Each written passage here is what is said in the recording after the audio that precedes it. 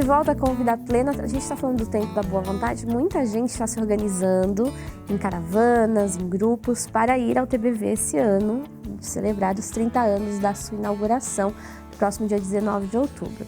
E a gente tem trazido várias dicas e informações que trazem aí dados importantes para você que vai viajar. Hoje, por exemplo, a gente vai conversar sobre os direitos do consumidor em atrasos e cancelamentos de voo. É claro que a gente espera que isso não aconteça, mas uma vez que a gente está numa situação dessa, o que a gente pode fazer? O que é nosso direito enquanto consumidor? O que a gente tem que ficar atento? Para responder as nossas perguntas sobre este assunto, a gente está recebendo aqui o Dr. Renato Bueloni, advogado, para tirar as nossas dúvidas sobre este tema, que é um tema de muitas dúvidas.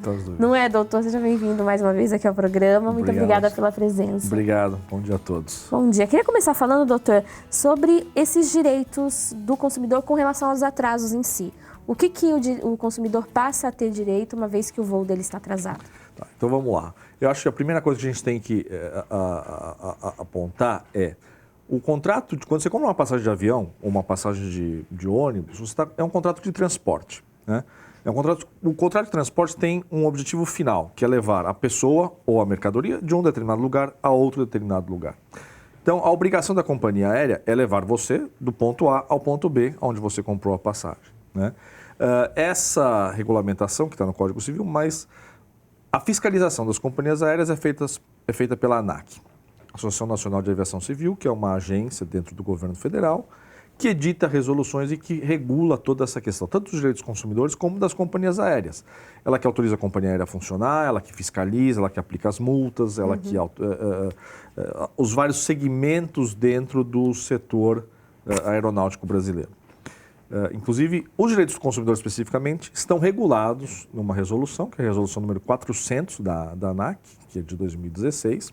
Vamos comentar alguns desses dias. Mas se não der tempo, alguém tiver dúvida, no site da ANAC tem um guia para o consumidor, chama Direitos do Consumidor, e trata lá, está no site da ANAC, que é anac.gov.br, ou através do telefone da ANAC, que é 153.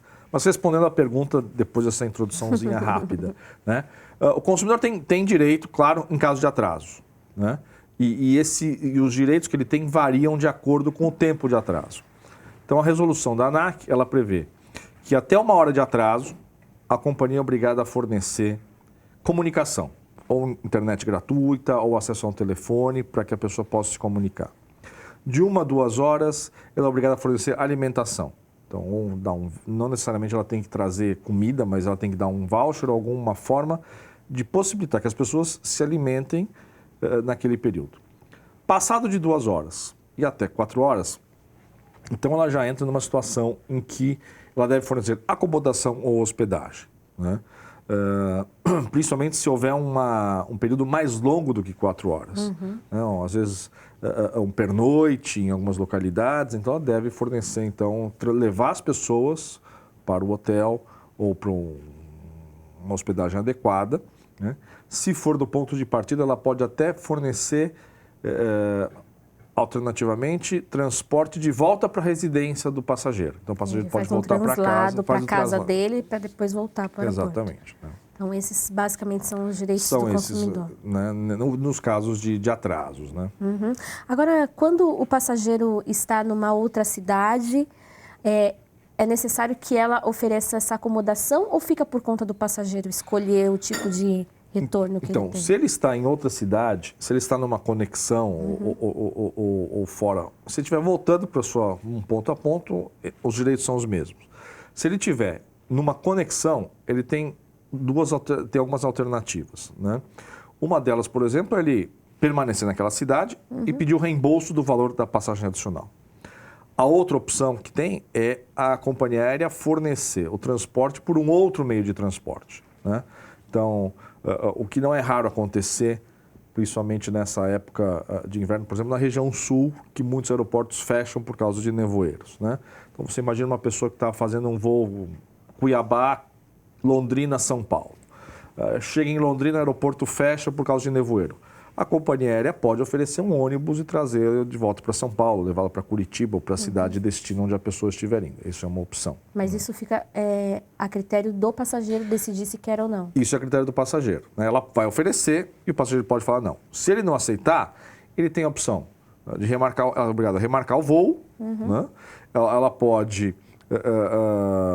fazer o reembolso do trecho em dinheiro para que a pessoa encontre um outro caminho, né? Ou marcar para um próximo voo. Então, quer dizer, você acaba tendo, no caso dessas conexões, a opção de remarcar o voo, de ter o reembolso do valor da passagem, de pegar o próximo voo, que se for no dia seguinte um atraso superior a 4 horas, então ela teria que oferecer assistência material, que é a hospedagem, né? O meio de transporte ou permanecer na cidade com o valor. O senhor mencionou conexões. No caso de escalas, por exemplo, às vezes o avião desce em determinado aeroporto e a gente nem sai do avião, mas acaba ficando um longo período de espera por qualquer problema que seja. Nesse caso, os direitos também se estendem a esses passageiros? Também. Os direitos também são iguais. O que, em escala, a gente pode tratar isso de duas formas, né? Primeiro, se você ficar dentro do avião, o problema realmente é controlar esse tempo. Você pode ficar dentro do avião 1 hora, 2 horas e a companhia não oferecer a comunicação, não oferecer. Ela é obrigada a oferecer, né? Ela tem que fazer isso pelas regras da ANAC. O que, em situações, porém, em que você faz uma escala, que troca de avião, o que é importante, a pessoa, isso não é necessariamente um direito, mas é importante uma dica para que a pessoa coloque um prazo razoável de tempo entre a chegada do voo e a partida do próximo voo, para que ela tenha tempo de fazer essa conexão e fazer essa escala com calma e com tranquilidade, né? Muitas agências de viagem recomendam, por exemplo, nos Estados Unidos, que você não faça uma escala com menos de 2 horas, né? Qualquer voo internacional, menos de 2 horas é praticamente impossível você conseguir descer do avião, que é um avião grande, passar pela imigração, passar pela alfândega e chegar até o seu próximo voo com menos de 2 horas, né? Então, para que a pessoa tenha calma, tranquilidade, procurar programar essas escalas de um tempo suficiente. Eu vou tomar chá de cadeira no aeroporto. Vai. Isso faz parte da realidade de viajar de avião hoje, onde a segurança é muito importante por causa de vistoria de malas, a questão de terrorismo e outras questões a mais. Né? Agora, uma vez que eu tenho esse cuidado, fiz lá minhas 2, 3 horas de diferença, ainda assim eu tive um atraso num primeiro voo que vai impactar o meu embarque no segundo voo. O que eu posso fazer? Bom, se for a mesma companhia, né, ou se for uma companhia que tenha a aliança, ela é obrigada a remarcar. Se você partiu de São Paulo, foi para uma outra cidade e houve o atraso, e você tem uma outra conexão e perdeu essa conexão, a companhia inicial ela tem que arcar com isso. Arcar e remarcar e oferecer de novo, né, aquele jeito. Ou o reembolso integral, ou a remarcação do voo, né, e ela mesma, muitas companhias já fazem isso, já falam, olha, atrasou, então você já vai nesse próximo voo. Às vezes elas podem oferecer alternativa, né, de quais são os próximos voos, ou se não tiver um próximo voo, às vezes... se não tiver um próximo voo, ela é obrigada, então, a cumprir aquelas regras de assistência material. Então, no caso de hospedagem, imagina você está fazendo uma viagem, faz uma conexão em Brasília e vai para Manaus, né? Não tem mais voo nesse dia. Ela tem que te dar hotel, porque ela... Você não vai dormir no aeroporto. Você não vai dormir no aeroporto, né? Perfeito. E se ela não oferecer, então cabe a reclamação perante a ANAC. Em alguns aeroportos tem juizados especiais também, via judiciária, que você pode reclamar e pleitear isso. E quando o voo é cancelado, doutor, o que fazer? Então, o cancelamento também cai na mesma regra, né? A diferença do cancelamento é que você pode... Aquela viagem pode não ter... Se você não tem um voo próximo de remarcar, né? A gente cai naquela regra. Remarcação no próximo voo ou uma remarcação para alguns dias.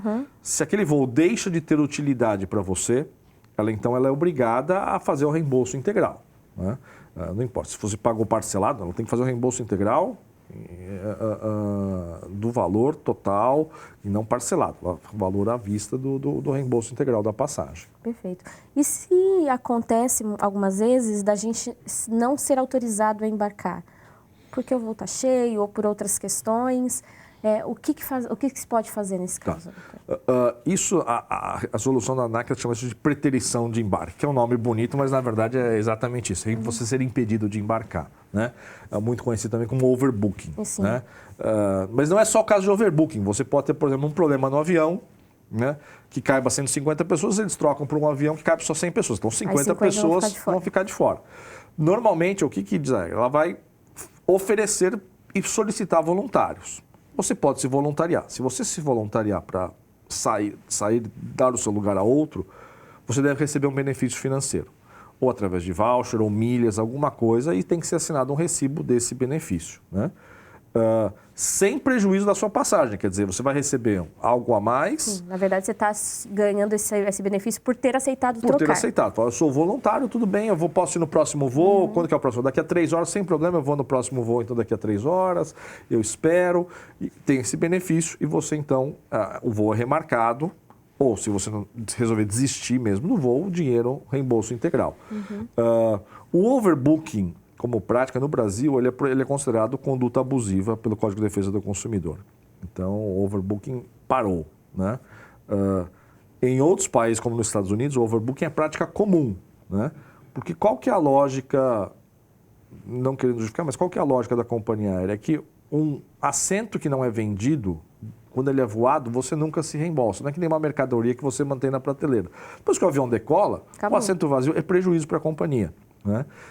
Então, por isso que nos Estados Unidos é comum ter o overbooking e é comum também muitas pessoas se voluntariarem para cederem o seu espaço para outra e já ganhar uma outra passagem de graça e tudo mais, né?